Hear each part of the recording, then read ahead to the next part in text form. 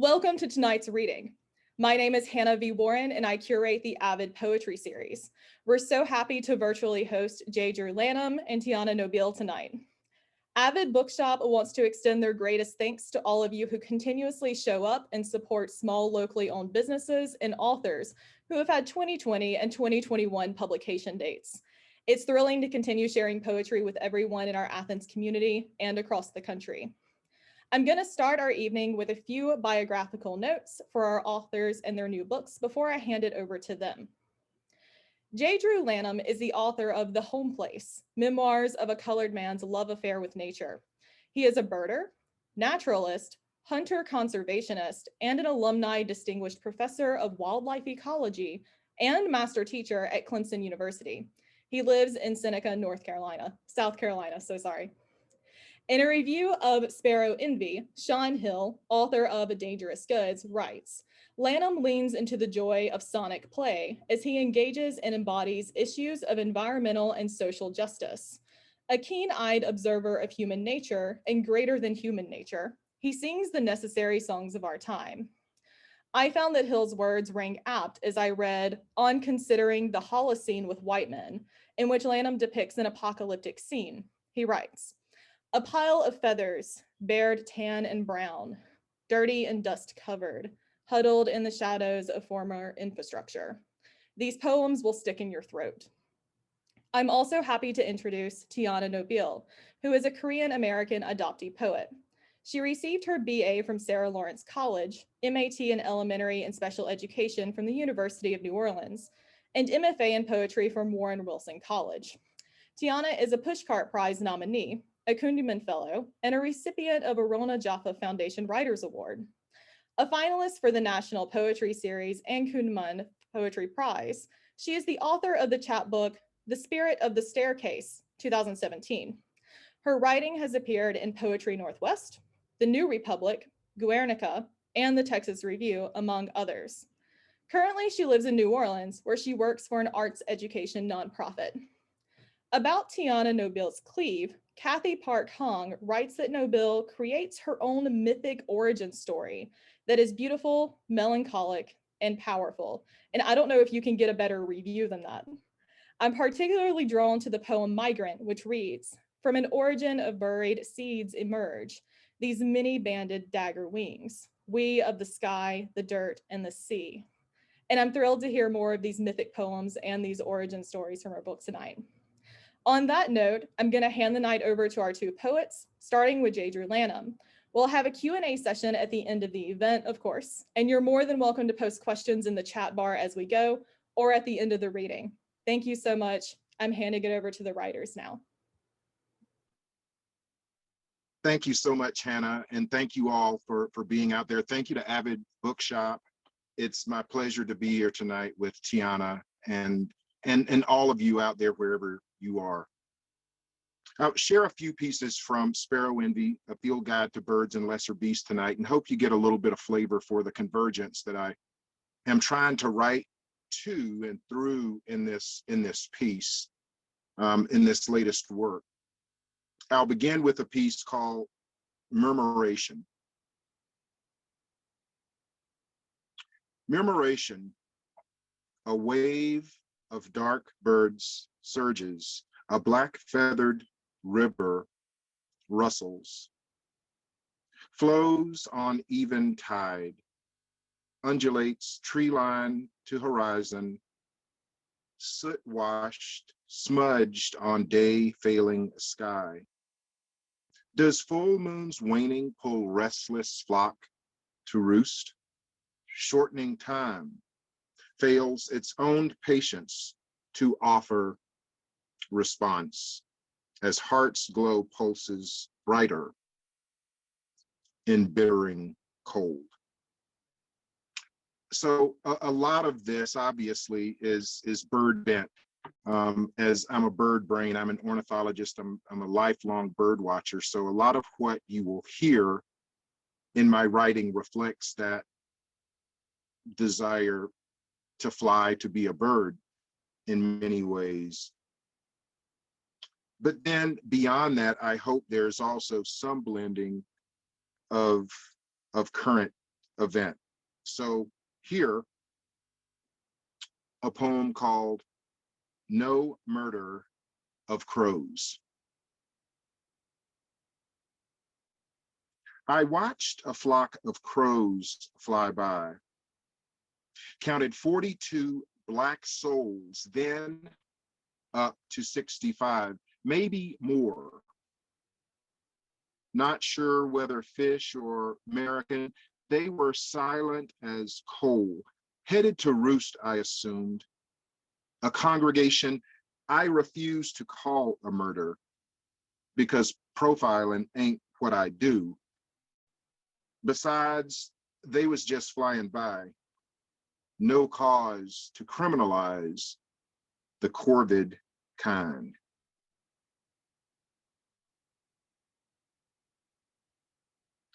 One of the things that I try to do in this field guide, I like to call it a field guide, is offer field marks. And those field marks are sort of departures from regular verse many times and more markers of mood. Field mark 2, orgasm, a noun. The quasi-erotic parasensual overwhelm of the senses, especially in response to nature and non-human beings or the associated phenomena of wildness, such as the flight of an otherworldly bird, for example, swallow-tailed kite, a heart-rending salt marsh sunset bleeding through dusk, a Blue Ridge Mountain sunrise peeling through holler rising fog, or a waxing gibbous moon interrupted by tundra swan flight. It may result in the oozing of unintelligible words of joy and bliss with the spurt eruption of explicatives at eco-climax. Tears and uncontrolled laughter may occur simultaneously. See also dew-kissed, feralized, fern fondling, fiddleheading, lunar lust, tree hug, and wanton wanderer.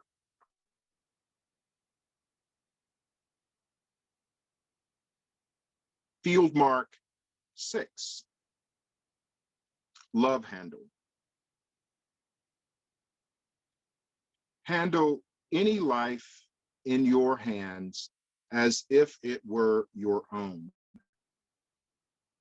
Feel the heart beating, small as it may be, and imagine it in your own chest, beating in syncopated time to become shared meter. That beating, that pulse is your rhythm, your ins and outs, its ins and outs. Look close under whatever warty skin or soft fur or gaudy feathers and see self, its being, your being. Be in that same skin for what moments it will allow. Then, when the convergence between you is sealed, release the wild soul to free roaming as you would desire of your own. Just a couple more here. One of the things that I've wanted to do in this work is really to give credence to this time, and for us to understand, for the reader to understand sort of where we are in time and space. And so I've spent a good bit of time here really thinking and being forced in some ways to think about the current situation. So I'm going to share this piece called Lifeless List. And I think it bears particular relevance to today in some ways. Do you know how hard it is to admire plumage on some bird. To separate one warbler's chip note from another, or to count the telltale hind wing spots on some butterfly, or remember the name of a wildflower seen 100 times, or gather the energy to find the Latin binomial of a beetle in a field guide, or even give a fuck what the name of anything is beyond the last Black body that lies still after being murdered by the police. I can no longer keep track of the last hurricane that blew in from the Earth's rising heat, of the last tweet inciting riot, the last fire that burned and burned and burned, of the hundreds of thousands of infected and dead. It is a sad, exhausting, lifeless list I'd rather not keep, growing longer by the hour. There's little room left in my heart these days for listing anything. Hardest task comes in not becoming a member of a litany of the dead. So again, hopefully bringing what I like to call eco-psychosocial edge to in play as an ornithologist, so that we go beyond identifying what birds are to who birds are, thinking about social situation. So I'm going to ask Hannah and Anna, do I have enough time to do one more piece? Yeah, that sounds great. Please read more.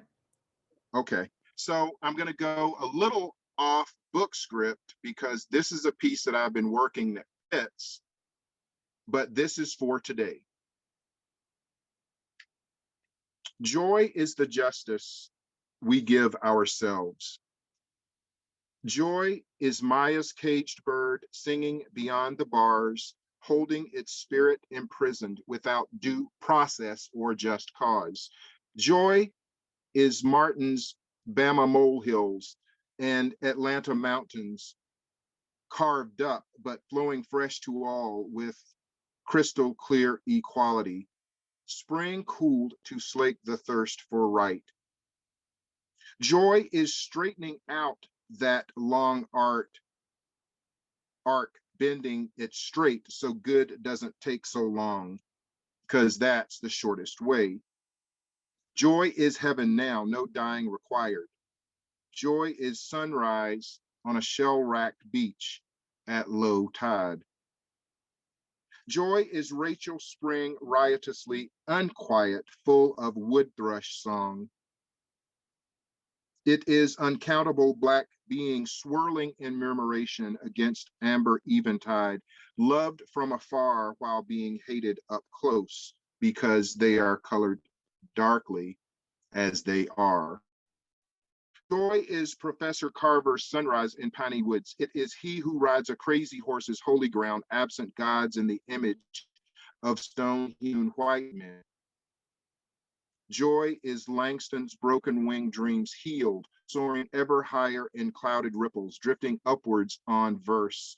Joy is knowing that no means no, no matter what someone else wants. Joy is love unconditioned on hue or the label you choose. Joy is cypress swamp, so thick with green that you cannot see through. Joy is every one of God's eyes on brown sparrows and brown people too. Joy is my ancestors' shackled ankle and wrist, but hearts never owned, never bound. Joy is safe home. Joy is a refuge to which you run. Joy is a family with open, unjudging arms. Joy is free of chokeholds or blue-clad knees. It is sleep without shots in the dark from which we never wake up. It is running without being hunted down. Joy is lost causes buried, never to be found again.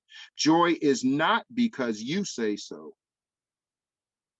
Joy is prairie where cloud and tall grass meet. Joy is the swallowtail kite's glide from here to there, no permission required.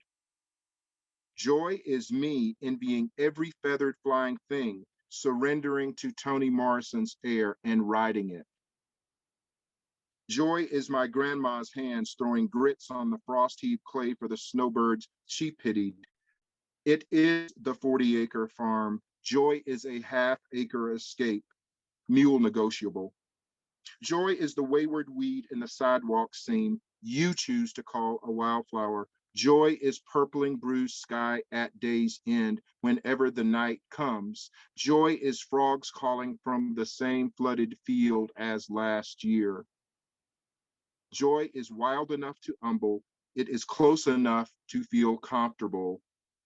Joy is what this world did not give. Joy this world cannot take away.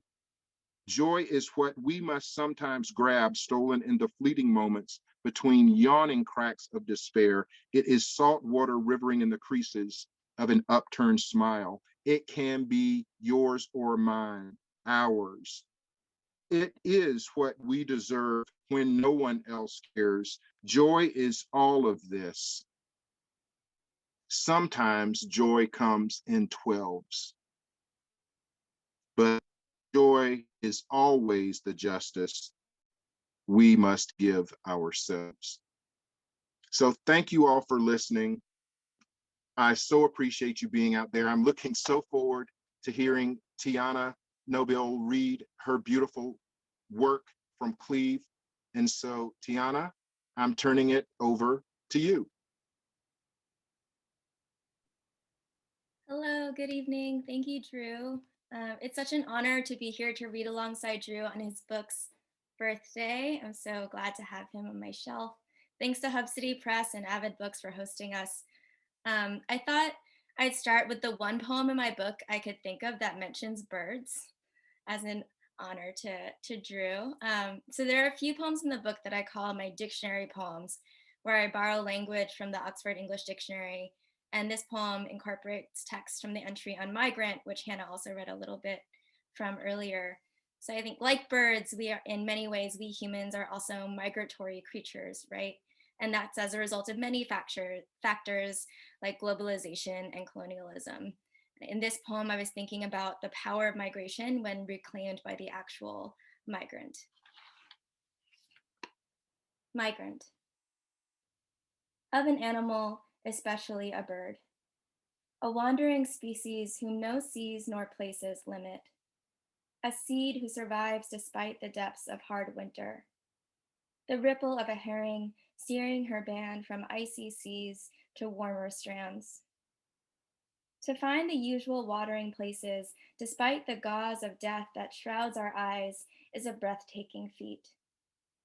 Do you ever wonder why we felt like happy birds, brushing our feathers on the tips of leaves?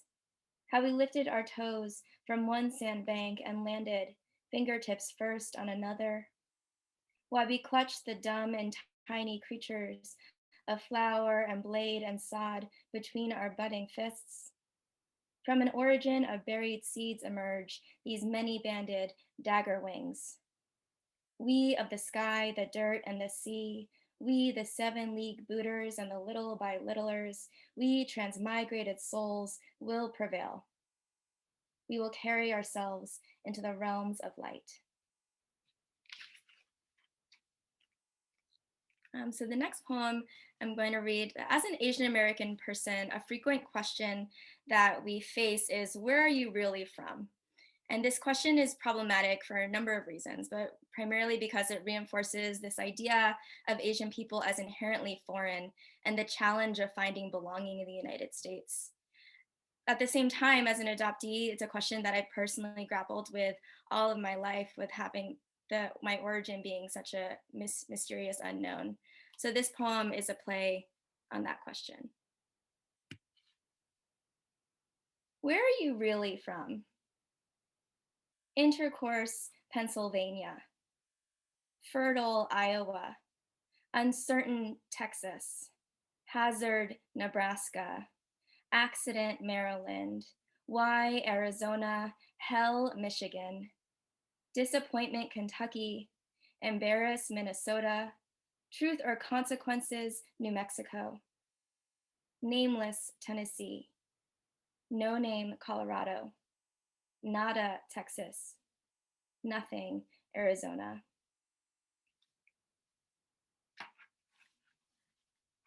So for this next poem, I'm actually going to share my screen, but just to a little background. I was born in South Korea and adopted when I was 6 months old. And when I arrived, I came with a Korean name that I resisted for a really long time. I think it just reminded me of this person that I could have been, or maybe that I should have been. So this next poem, the title is this name, and I think in lots of ways it helped me reclaim my Korean name, not only as a relic of my past life, but as an active part of who I am today. I'm going to share my screen.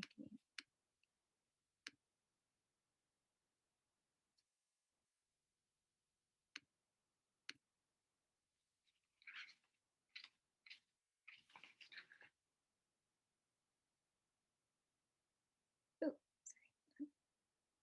Okay. Moon Young-shin. Written on the white slip at the bottom of a Polaroid cut off by the frame, a name. Many years passed before I learned surnames come first in Korea. I rode my bicycle in circles around this reversal. For years, my skin leaped from shadow to shadow.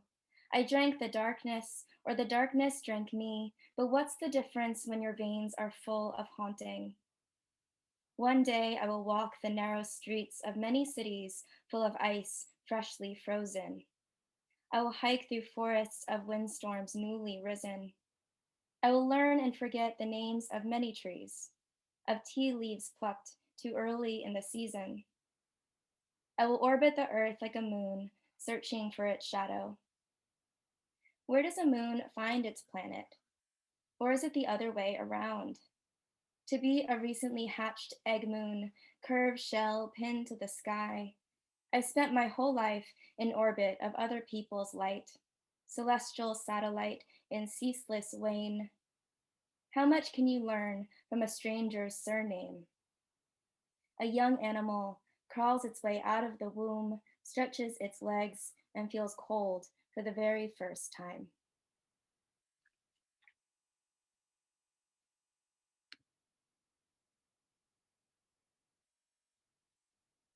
So I was raised in a Catholic family, as many adoptees are often adopted by pretty religious people. And I went to Catholic schools my whole life until college. And in retrospect, I realized Catholicism can be very intense. And as a kid, I really absorbed a lot of the fear of sin and shame and guilt pretty hard. So this poem is about my relationship to Catholicism, and it's named after the parochial school and parish that I attended as a kid. Saint Rose of Lima. Lips weary with chapped hallelujahs, you went to church and learned the power of patience. You used to sit in the pew and wonder how long it would take before your tears would turn to blood, how many prayers you must memorize to be worthy of that kind of miracle. Stained glass windows glowed, multicolored portraits of a woman in prayer. Rose was your patron saint. While writing this poem, you discover she's the protector of florists, embroiderers, and people ridiculed or misunderstood for their piety. Your brother's laughter rings out from across the kitchen table all these years later. No one ever asked why your hair was falling out. While you pretended not to notice the bald spot on your scalp, you collected the strands of hair and fashioned them into crosses. In school, you learned Lima is a city in South America, but all you could think about was her forehead wrapped with spikes, her waist weighed down by an iron chain. She made her bed with broken glass and stone. The thought of her locking the door and burning her hands burned like a looping film on the inside of your eyelids. You knelt at the cross and kept your hands in your pockets, pricking your thumb against the thorn you found in the garden. For years, you slept on the floor of your little sister's bedroom, afraid to talk to the darkness alone. You asked God for a new mattress. Nightmares shattered you like mirrors. You turned the light off and on and off and on and off and on. Isn't this the cost of being alive? You challenge yourself. You rock yourself to sleep. I think I'll just read one more. If that's okay, Hannah, is that okay? How much more time do I have? You're perfect. 1 or 2 is great. Okay, great. So this last poem gets its title from an article that appeared in The Guardian in 2014, and it was about a research study that looked into whether or not people can retain the memory of languages that they hear in utero, even if they don't actively speak or know the language post-birth. So as an adoptee who doesn't actively speak or understand Korean, I found this study pretty fascinating. And they discovered that we can, in fact, store these memories unconsciously in the brain. So even though I don't speak Korean, to know that there's something deep in the recesses of my brain that still recognizes it and finds it soothing, I think is both very intriguing and also a cause for mourning. So this poem is about that study, and it's written in sections, so I'll pause between each section.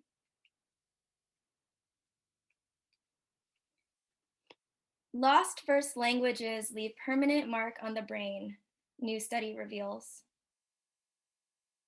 To experience the world muffled through the wall of skin is like wearing earmuffs while deep sea diving. Cacophony of whale song and sunken earthquakes, tonal pitches seep in. How do I translate the sound of my mother's moaning? It's a soft wail I hang on the wall of my windpipe. They say the circulatory system is the first to develop in an embryo, that the body generates cells to divide and multiply, to form a swelling ball, that your blood weaved and whirled to become my blood. Who was the first you told? At week 11, fingernails begin to appear. I bet you didn't know that nails are made of dead blood cells, how something could grow inside you that's both alive and dead. Once I learned how to talk, I did not stop. I drew blood and licked my teeth with language, English spilling down my chin. Later, I learned how words can wound without touching, and I tucked myself in a bed of silence. Thank you. Thank you so much to both of you. And Tiana, thank you for ending your reading on this great grotesque image of blood cells being both alive and dead. I love when poetry readings end on such a great image.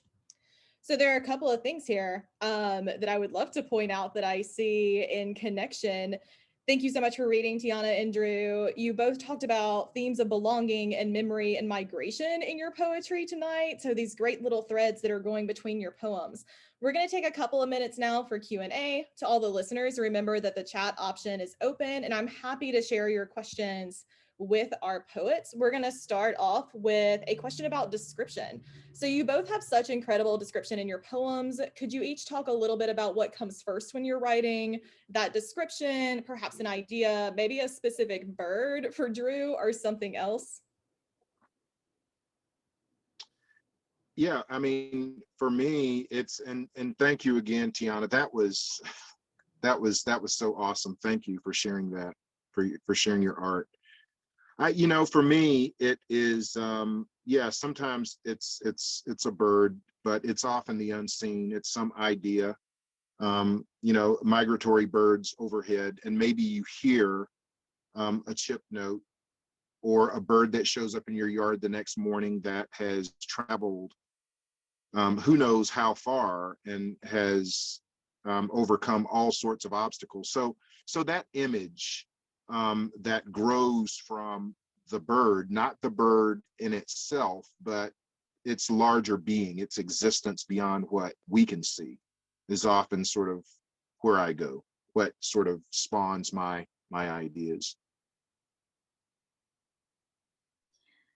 Yeah, the first image that comes to my mind to respond to you is this like of a sculptor with a big piece of marble that just kind of etches at it over the course of a lot of time. I think when I first start writing, it's just like word vomit, and it's so much. And then I over the course of time, I think the details come out later. It's like very big picture or kind of expansive, and then I kind of chisel it over time and hone in on specific images and details and stretch them out or pull them back. Thank you both so much. That was great. We have an awesome question from Maureen over here in the chat that asks, can you describe how much of your writing is in the moment and how much is rewriting, fine tuning? Your poems feel so fully realized.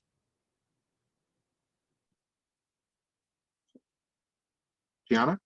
Sure. I think so.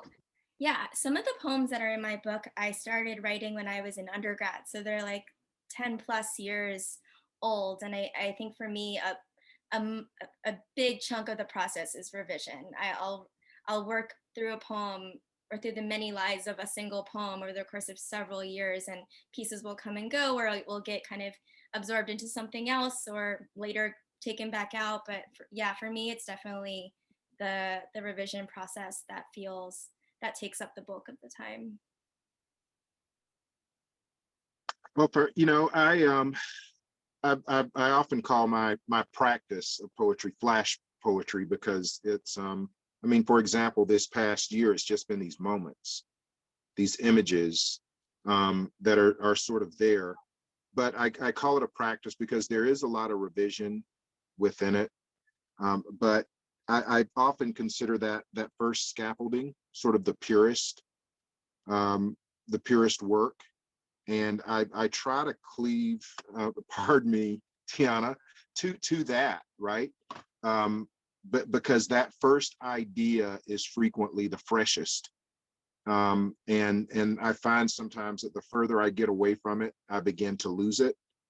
So there are some pieces that I've worked on for years, and there's some of those pieces in the book. So it's a little bit of a lengthy thing and constant revision, but I love the idea of the flash poem, sort of like a flash flood.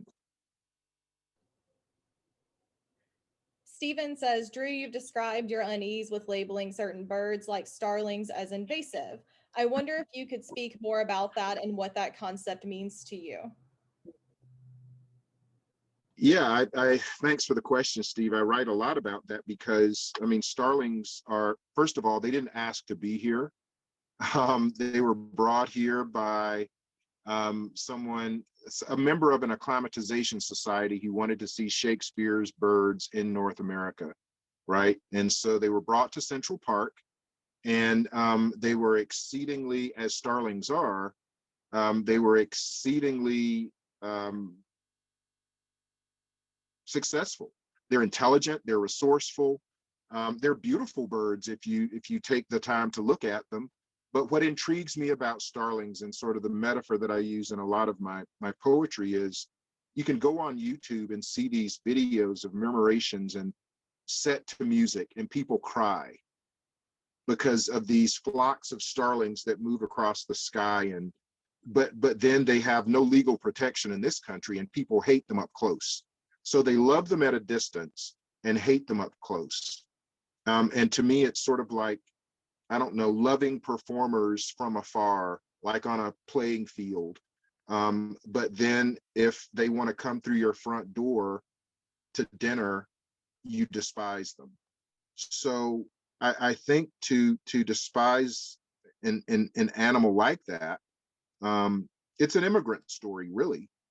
So I think we really have to watch, and I understand ecologically what the issues are, but I think we really have to watch our language about nativism and immigration. And all you got to do is go back to the late 20s and the 30s and look at some of the science that was going on in Germany. And some of that same language was happening. So that's why I like to write about it. And I tell people, outdoor cats and windows are gonna be the death of many more birds than starlings will. Starlings are kind of an easy foil. And people would kill starlings, but let their cats roam outdoors. So I'll get off my soapbox. I like that soapbox. So Kate asked, the story about hearing forward language makes me think of birds like cowbirds who are raised by adoptive bird families. Is there any recognition of that bird language or preference for picking the same bird family when that bird produces?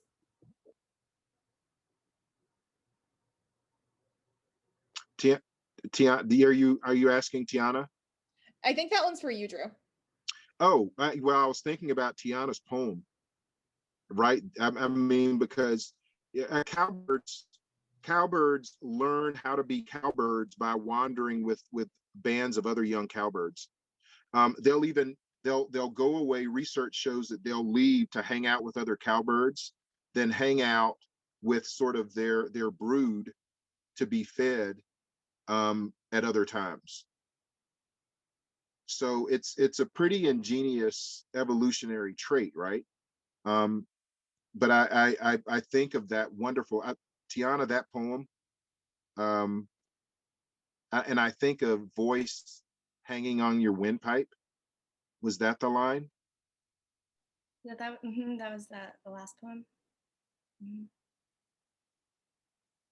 So that I don't know if Kate meant to do that, but it totally reconnected me to your poem.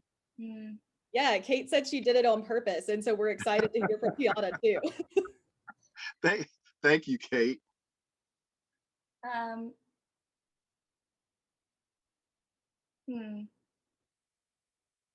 I think I'm thinking about adopted bird family. I don't know anything about cowbirds, but I can say I think there's something about migration, or especially as an adoptee, you know, I don't think when around discourse around immigration, adoptees are not really included, or they're overlooked. And I think that, but still, like, migration is such, especially for transnational, transracial adoptees, is an inherent piece of our story.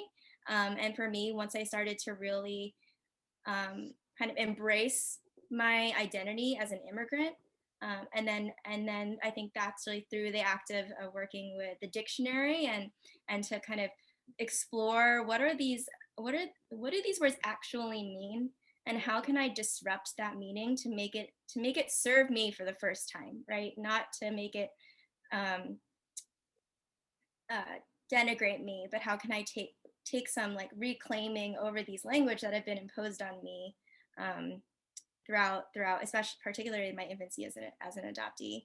So yeah, and I mean, also to speak it to what you were saying about finding a flock, you know, I think for me too, a huge part of feeling more, reclaiming my identity as an adoptee and as a Korean person, was finding community with other Korean American adoptees. And there's something just really beautiful about finding the connections with our experience and being able then to express them through poetry. Thank you so much. So I'm going to shift toward thinking about documentation. Jennifer has asked this great question about how you're working with documents. And I'm thinking about the documents you showed us, Tiana, and also those definitions. And I'm also thinking about this intertextuality, Drew, that you brought up with like Toni Morrison and all this bird information. So can you talk a little bit about pulling from other texts? Sure. Yeah, go ahead. No, go ahead. Go ahead, Tiana. Okay. A huge part of my writing process is research. I think for me, I often will start with a blank page. Can feel very overwhelming to me, but if I have this kind of curiosity around a question, I just start to investigate it, and then I get deeper and deeper, and it just starts sparking new work. And in particular for my book, I have this trove of documentation around autobiographical documentation around my adoption that I think, you know, for most of my life, it was the closest I could get to an origin story, or to understanding my context, but it was still so rigid and kind of clinical. So to be able to then kind of subvert that language and put it into my own context with my own voice, interspersing new language with that language, I think was an opportunity for me to finally take some agency over my story, and then to make connections with other, in the book there's also some poems that are in conversation with instances of mass adoption throughout history. So then where does my story fit within this larger historical political context of like neocolonialism and globalization? And so again, like just more research, digging into whether that be scientific studies or newspaper articles. And it was very illuminating, enlightening, and then really interesting to try to take that, unsettle it, and make it into a poem.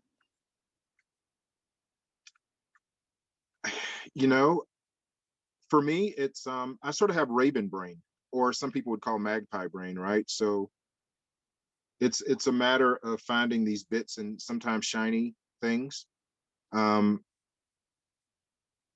attract me. The shiny things aren't always good things. So this past year, I call a morbidly target-rich writing environment, and it can be heavy. And so that research, right, that comes in these sorts of bits and pieces that I pick up, sometimes through the news stream, sometimes through the news. Those then I sort of weave in. I cache those with the science that I've done, and all of these documents that sort of surround me in this place, and research papers. And I love looking at old ornithological texts, for example, to see how people thought about birds. And there's a lot there, and not just birds, wildlife in general. Obviously, trying to parse apart what other poets of color have said about nature, about wildness. And so, I'm informed by Toni Morrison or Maya or Langston Hughes, but also, I have this thinking in my head of someone like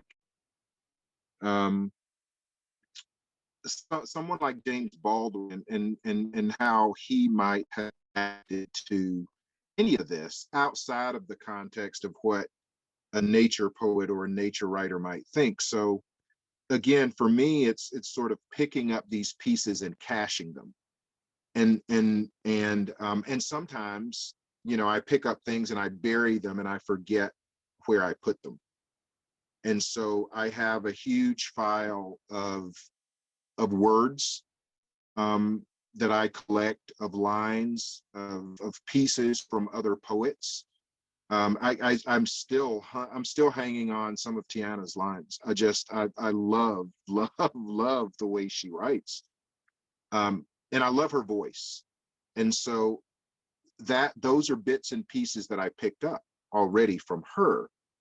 And so I'm caching those, in my Ravens sort of nook, to hopefully be able to learn and use those later. Thank you, Drew. We have another question for you.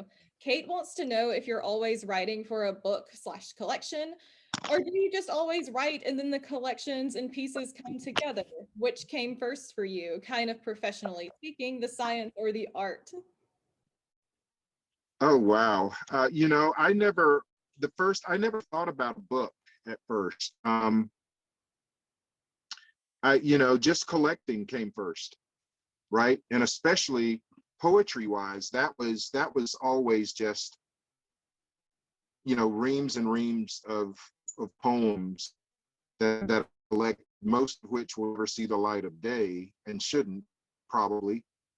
But then sometimes you go back through and you're just picking at those, and some fall out as things to work with. So, that collecting comes first, not the idea of the collection. I think for me that sort of falls into, the shiny pieces. Ravens do that. They'll put their bottle caps together. They'll put the cigarette wrappers together. So that's sort of what happens with me. I love how you're transferring the aesthetics of your book as man as bird to the conversation we're having right now of man as bird. I think that's working really well. A question for Tiana. So I'm really interested in the idea of reflection inside your poetry. I heard some glass, some mirrors, water, etc. All these good reflective surfaces. Even memory seems to say something about reflection too. Can you talk a little bit about reflection in your poetic practice?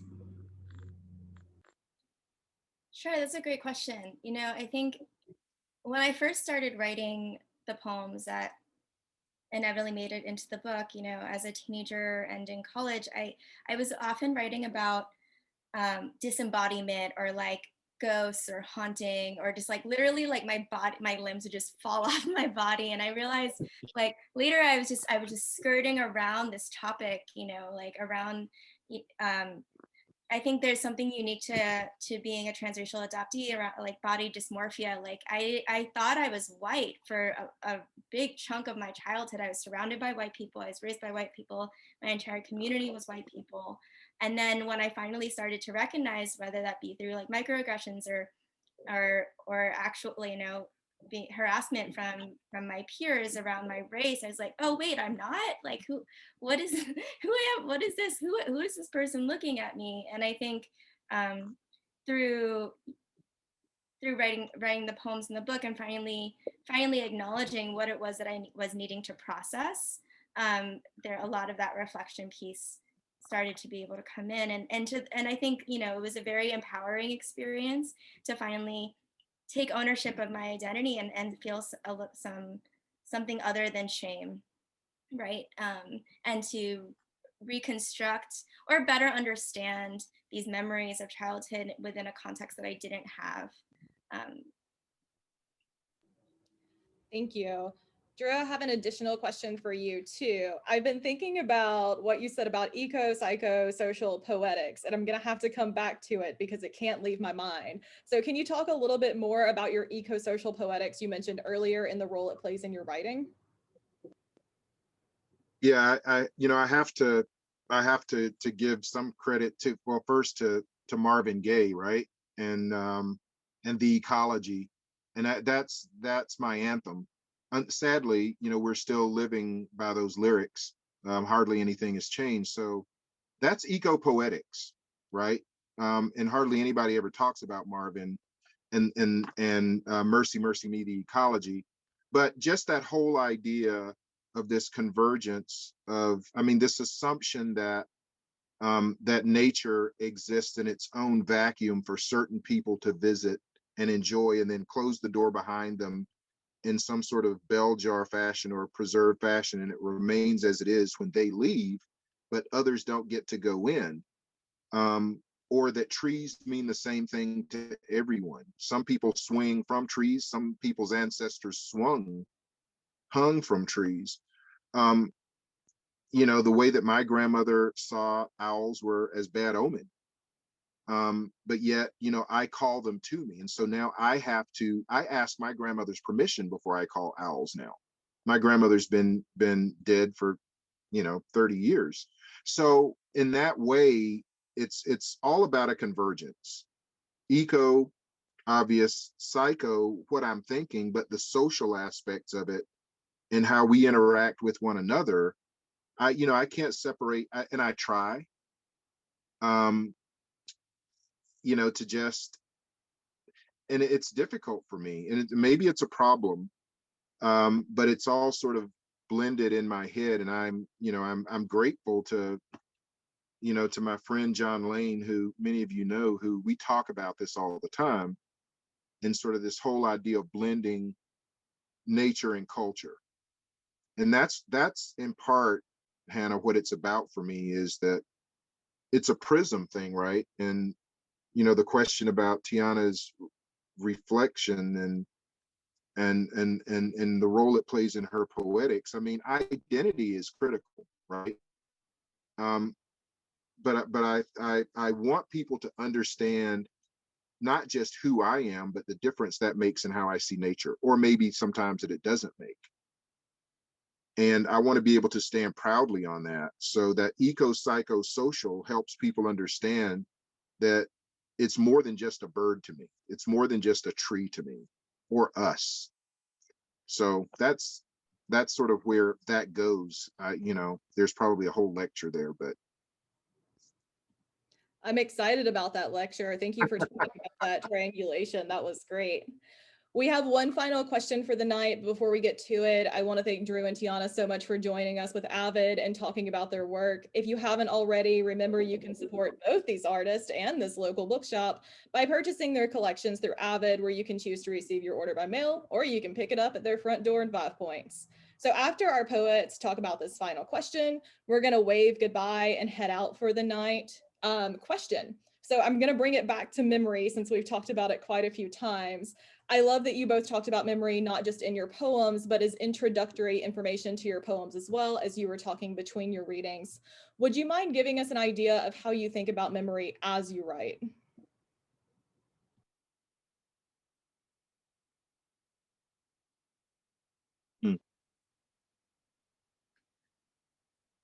I think of memory as something that isn't stagnant. I think memory is something that's constantly changing, even if the actual event doesn't change. Our recollection or understanding or processing it, or my processing of it, right, can change drastically from year to year.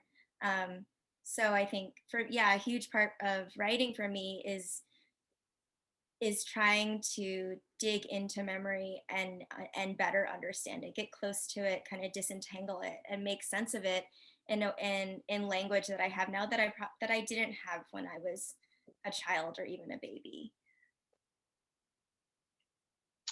Well, that's a great question, and I want to thank Avid before we go have a chance to leave. I want to thank my home Hub City Books and Meg Reed for making all this possible. So thank you so much.